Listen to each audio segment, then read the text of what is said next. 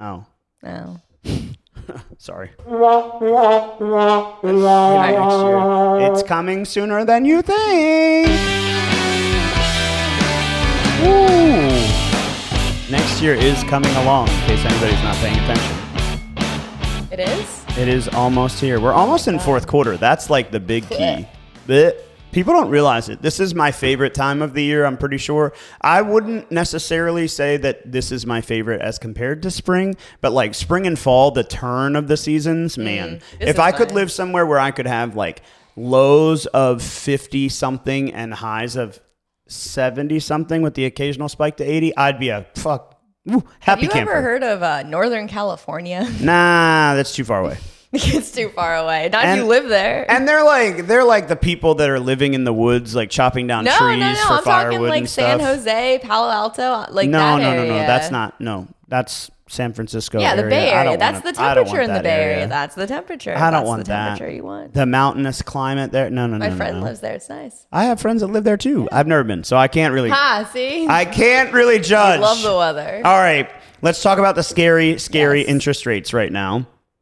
But before we do, we're going to talk about this video. For the people that have done that are bragging about your 2%, 3% interest rate, what you did do is you overpaid for that property. There is no equity in that property to tap into. So who cares about your 2% interest rate, 3% interest rate? So let's go a little bit deeper than that. What people are going to then now tell you is that, well, it doesn't matter. You could just tap in with a home equity line of credit. What a home equity line of credit is, they're basing it off what the home equity line of credit would have been with the 2% or the 3% interest rate. The interest rates today are in the 7s and the 8s. When you get a home equity line of credit, it's usually whatever the rates are plus prime. The home equity line of credit that you're going to attempt to get, you can't even afford it. Because a home equity line of credit is an adjustable rate. We need to mix this up. But we're not talking about your anecdotal situation. We're talking about in general. Yes. A home equity line of credit is an adjustable rate. Yes, it is. So now you're barely able to afford the property with your 2% interest rate, and we're talking about the principal and interest payment. Now you're talking about using a home equity line of credit, which most of y'all can't get. They're only going to lend you up to, let's say, 80 to 90% in some cases of the value of the property. But where's the home equity line of credit going to come from when you already maxed out the property with the purchase that you got? Logic. Why you guys aren't being told that? We're gonna. But also, like, you know. I loved it. I was like, I want Christian to have this energy in his daily life. Like, I also want Christian to have that energy. Instead of this energy, right? Like, he needs to have, like, that energy, right? I totally agree. Also, I want to know if he's right. That's why I chose this. Dude? Yeah, I wanted you to say if it's right. Not it's even not a right. shot on Not God's even a shot. It's not right at all. The premise is that he is saying that you've screwed yourself. I think he's just saying, like, people are like all sitting here bragging about, my 2% interest rate. Well, come on. That's like saying my kid is so cute, right? Nobody cares. That's also very, very, very Sorry true. to all the moms out there. Nobody cares. My dog is way cuter than your child. Every day he reminds me of that. I completely agree. But, like, if his premise is that you're screwing yourself with a low rate, then he's wrong. Just point blank. A lot of reasons, a lot of factors. We don't have to go into that. If his premise is that you're you're claiming that you have this equity, I think I could hear maybe that. That's his point. Is that I could hear that. You don't have as much equity as you think you do with your low interest rate. So I don't know. My grandfather used to always say that there's lies, damn lies, and statistics.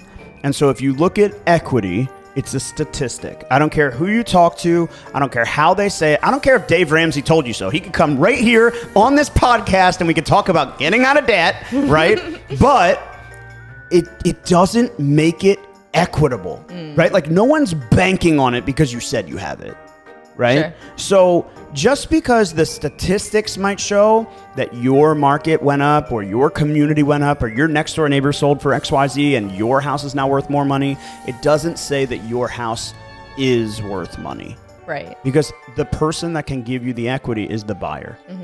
And in this case, he was talking about like home equity lines of credit and lots of other alternative finances. Of like 80 or 90% of whatever. Right. Yeah. So like, all right, so let's just say, oh my God, I have, $40,000 in equity in the property that I purchased for $280 in 2020 with a 3.125 interest rate. Okay. Right? what's the problem? Yeah. I don't understand. Like, what are we talking about? Why is there a problem with that? So because I bought it for $300 and it grew in $40,000 in value, well, how much principal pay down did I have? What did I put down on the down payment in the onset? So like, what if I put down 3%? That's $9,000. Okay. And over the last 5 years, I've paid off, let's just say I paid off another 4.5%. There's another $14,000. Mm-hmm. So instead of owing $300, now I owe $275, something like that. Okay. Sure. $277, right? So I owe $277, but my value has grown by $40,000 because my neighbor sold, and so now instead of being worth $300, it's worth $340. And so what's 90% of $340 is $306. So then, yeah, I've got $30,000 in potential equity that I could tap into if I had a 90% HELOC rate. But if I have an 80% HELOC rate, no, I'm going to break even. And if I have a 75%, it's going to be even worse. I can't get a home equity line of credit. But I think the challenge is like, oh man, well, what were you trying to do with that home equity line of credit? And I think my bigger issue is like his perspective is like, why aren't people talking to you about that? Yeah, that is basically. And I'm like coming back at this dude. What is his name? I have no idea. At my best. I'm coming back at my best 197 and saying your message I think is right. Because why aren't people talking about that? So like, push comes to shove, the rates in today's market are scary. It's a lot of crazy things that are going on. And so we need to be talking about our alternative financing options. Mm-hmm. And if that's his premise, I'm about it. If his premise is you screwed yourself, no. If his premise is you don't have as much equity as you think you do, no. If his premise is like you're lying to yourself if you think you have this equity, I don't agree with that either. Yeah. But if his premise is we're not spending enough time talking about the alternative ways that you can pull money from your property to make improvements or make changes to your property. That I agree with what he's saying. We're not spending enough time talking about it. I think that's probably his premise. I don't agree that these people that might have quote unquote screwed themselves or don't have enough equity don't have ways to get opportunities to make improvement. Right. There's always opportunities. Whew, that was a real roundabout way of saying it. Yeah. I think like in our blog post, if you go to our website at frankoliverco.com, under additional resources, under blog, Liv writes the blog. I do. Right? So it talks a little bit about alternative financing options. And so things in here are like, seller buy downs and 2-1 buy downs and adjustable rate mortgages and a down payment assistance or an assumable mortgage or sub 2 and lots of different options for alternative rate options. But if we're strictly talking about utilizing equity to build, like to add on and create more, all you have to do is ask. Let's develop a plan, create a relationship that says, hey, this is what we're going to do, right? I'm talking to you, Iffy, right? Like, Heather's working with you. She's developing a plan. She's laying it out and saying, hey, you have the ability to make this happen in this house with this much laid out in front of you. And you're like, no, actually, I like this one. Well, that plan doesn't now it no just longer like translates. Exactly. Gotcha. And so for me, I guess my question to you would be, what do you feel like as a home buyer?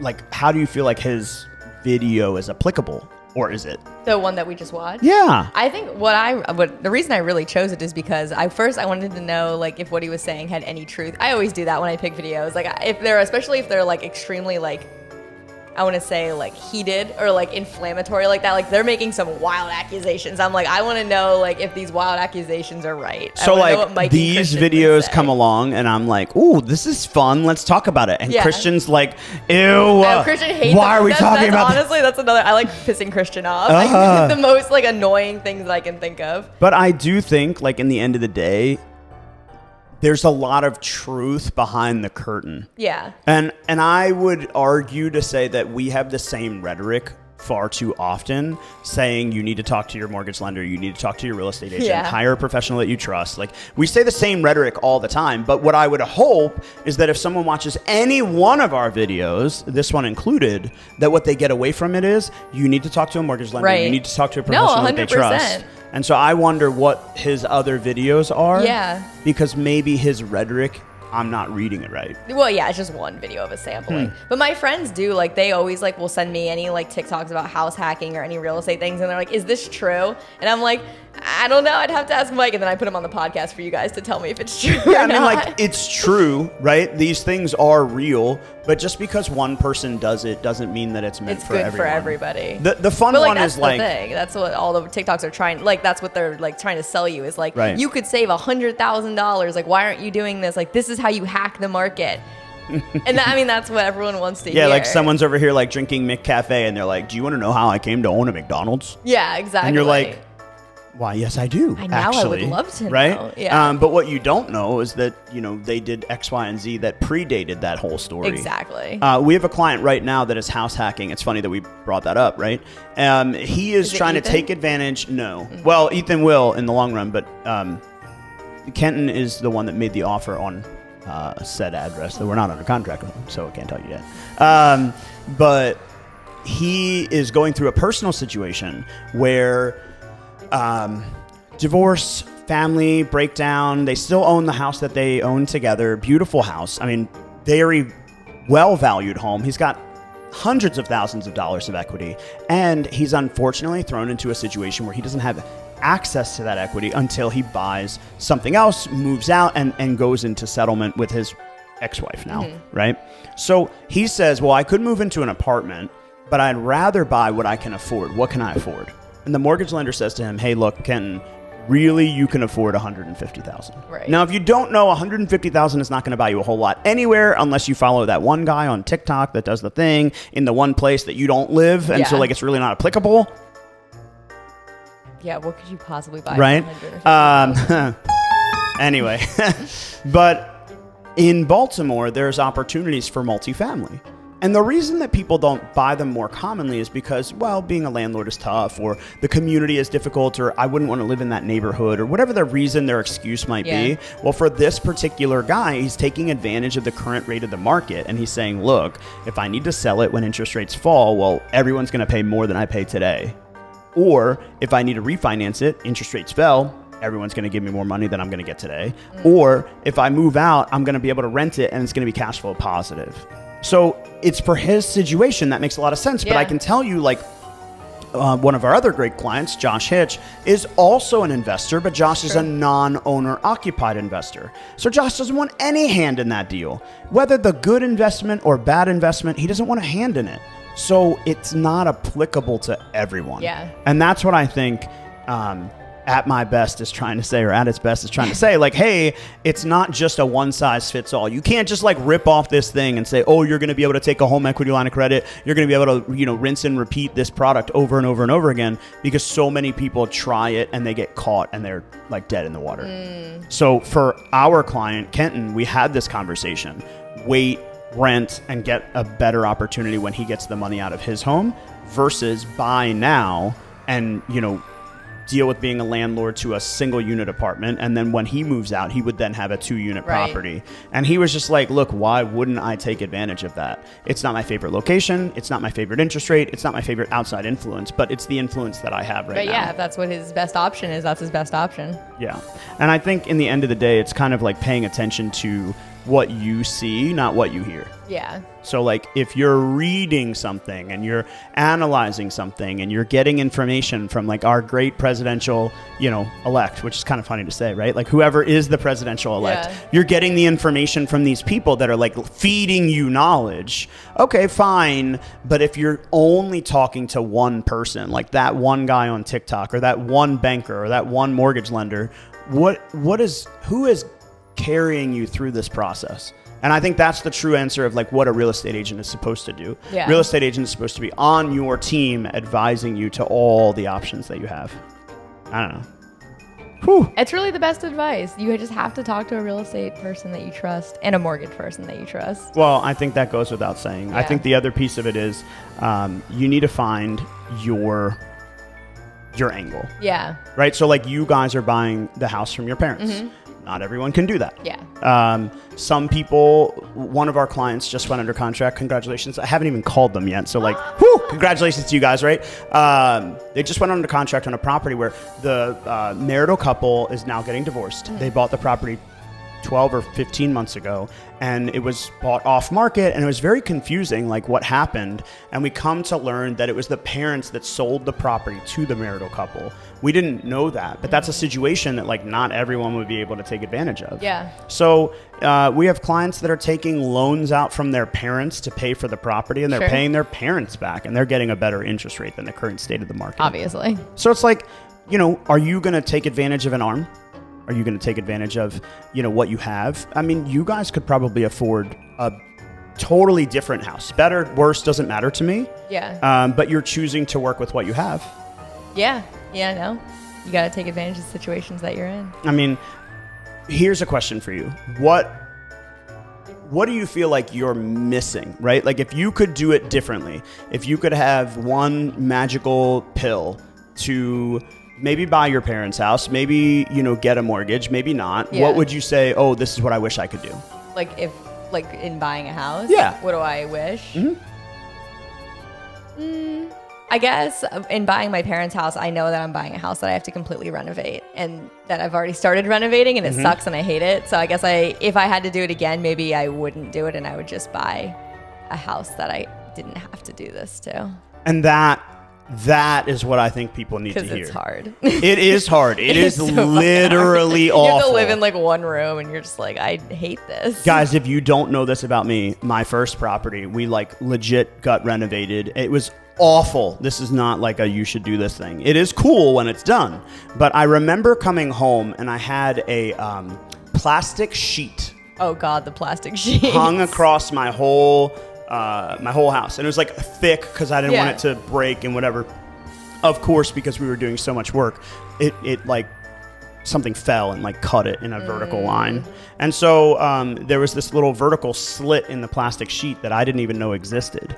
And I came home one day and I opened the door and I flipped the light on, and next thing you know, the cat jumps through that cutout in the plastic sheet. And it was just like, then, you know, I picked her up because it's dirty on this side of the plastic sheet, and I like went to go walk under the plastic sheet because I had my nice clothes on and I didn't want them to get covered in dust that was all over the plastic sheet. That was like weeks. Oh my God. Weeks of living with this fucking so hard. plastic sheet in my house. It's not an easy process. No. But the alternative is you pay someone to do the work for you, and then that steals all of your potential equity in the first place. Yeah, and it's like, what was the point? You might as well just bought a house that was all right. renovated up. So it's like the DIY projects versus the full renovation versus the completely done. The only argument I make to people that say the completely done is, are you willing to pay someone else the equity that you want to earn? Right, exactly. And reality is most people don't really need the, you know, glass tile mosaic fireplace with infrared. They could just buy the one from Costco for $300 and like mount it on the wall, right? Most people don't need all the renovations that you get from buying a new construction or a new renovation. Yeah, a new renovation or whatever. Yeah. Although new construction houses, every time I look at them, I'm like, they do look really nice. Yeah, but I just don't like the community. Yeah. It's just not for me. Oh my God, there's so many too. There's a new one that just popped up in our neighborhood starting at 1.1. And damn. I know, That's not a bad price in your community either. No, it's really not, but they just started building them and people started moving in. Everyone's buying pools now too, so they've been doing pool construction all summer. I feel it's the most wild community. If there was one thing that I could have done differently, I wouldn't be so close-minded to the alternative financing options that I did not take advantage of. Your first house? Yeah, I don't think I would have changed it. I don't think I would have made any decisions differently, but every once in a while I'm like, man, 2.5% interest rate at a refinance sounds really great now, right? But then again, I look at it, I'm like, I'm locked in at 3.625. Like, how much do I really care? That's actually really good. Yeah, I mean, back then, people were like, oh, you took 3.625, and I'm like, I'm just happy to be in a house, guys. Yeah. Right? And then people are so judgmental. I remember interest rates went over 4%. Maybe in like 2014, 2015, interest rates went over 4%, and I remember being like, oh, right? And then they went back down, and then, of course, COVID happened, and now interest rates came up over 4% again, and I'm like, oh, I've never seen 4% interest rate, right? Yeah. And now you got people that are locked in at like 8.5. I think Justin and Lauren are locked in at 9. Oh, my God. And you're like, bro, 3.625 over here. And he says, you know what he says? He says, house, family, wife, baby, dog. Yeah. Like he doesn't care. He's like, He's I so can't focused on the focus on that. future Yeah. that he's not like held up. And that's where I think that these TikToks and Instagrams lose me. Yeah. Is that like you need to be focused on the value of what you're doing. Right. Not like the dollars and Not cents just of it the all. numbers. Yeah. It's I don't true. know. Everybody that says, "Oh, I'm gonna wait for the interest rates to fall," I'm like, to what? For then what? Like I'll set myself a little reminder. I don't do this, but Set do you do myself the a thing where it's you can set yourself on Google? You can have like a reminder if you pop up in Google. It lets you know. I have Google alerts for a lot of things, not myself, but like for other things. Well, what other things? Well, You're like sale at the fashionista.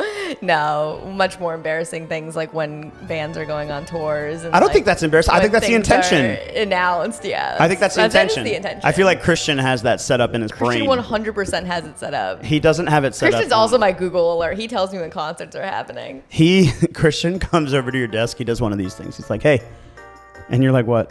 And he's like, "Goose is going on tour." And you're like, I don't care. I'm like, great, when is it? And he's like, during every event that you needed me here for. Right. Okay, what dates did you need me? Oh, I'm going on tour that day, and that Yeah, day. right. So I guess I won't be here. I'm like, we're just going to give you like a skywriter over right. every event. It's going to be like Christian Olsen smiling down on you, right?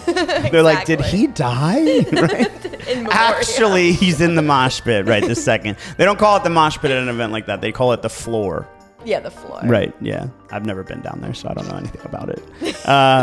But yeah, I just feel like if people want to get a Google alert, like, oh, interest rates fell below 6.25. Yeah, that's it's like, what is your level? What is your number? And it's so funny because so many people are like, oh, I want them to get below 6.5. And I'm like, can I just hang up now and call you right back? Like, we're under 6.5, bro. Like, you're so unknowledgeable. You don't even understand where we are in the market. That's a good way to call people out. Be like, what number do you want? And then they say a number lower than it is. You're like, actually. What would you say if I can get you that number today? Like, oh. And then they're like, oh, well, my credit. They're going to be like, actually, I just didn't want to buy a house. Sorry. You'd be shocked how many people have a hard time qualifying because they just don't understand the process. And I feel like these TikToks just make it even more challenging. Yeah, no, I don't know. True. There's a lot of content out there that's kind of misleading politics, but it's everywhere. It's everywhere. Anyway, all right. So lots of things happening this month. Of course, you guys already know we have a home buyer brunch on the 19th. If you didn't already know, it's also my brother's 40th birthday. So like, big shout out to my brother for coming to our home buyer event on his birthday. I'm just manifesting this, right? We'll sing happy birthday if he comes. I'll buy a cake. Yikes. October 5th is the trolley tour. If you guys don't already attend, you need to attend the trolley tour. The Baltimore trolley tour is a great learning experience, whether you're buying in the city or in the counties surrounding. I would really advise it. It's a great atmosphere to get a lot of content on grant programs and down payment assistance options, but as well on just regular financing loans and just a good place to like meet and greet with our lender and our agents and so many other great companies just in general. And then of course Ocean's Calling is coming up. We are not going to be there for unreasons, but September 27th is Ocean's Calling in Ocean City. It's a 3-day music festival. If you haven't been, Ocean City, this is kind of like the thing that closes down the summer. You should make sure you get out there. It's a wonderful event, and you can always go online and buy tickets. If you need us, reach out to us on our website at frankoliverco.com. You can always read about the blog under additional resources, blog post, and then go to this one or any other. You can always get to me on Instagram at michael.frank___. Liv, how can people reach you? The exact same way. Oh, well, so funny. Anyway, we'll talk to you guys real soon.